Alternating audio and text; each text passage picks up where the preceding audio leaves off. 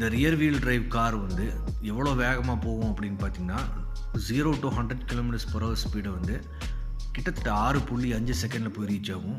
இதே இது all wheel drive கார்கள் வந்து 2.9 செகண்டில் போய் ரீச் ஆயிரும். கிரவுண்ட் கிளியரன்ஸ் வந்து 16 இன்ச்சுகள் வந்து மேலே தூக்கி இருக்கும். அது மட்டும் இல்லாமல் இது ஒரு செல்ஃப் லெவலிங் சேசிஸால் டிசைன் பண்ணியிருக்காங்க. அதாவது இந்த ஹைட் ஆஃப் த ட்ரக்கை வந்து ரோட் கண்டிஷனுக்கு ஏற்ற மாதிரி மேலேயும் கீழேயும் வந்து அட்ஜஸ்ட் பண்ணிக்கலாம்.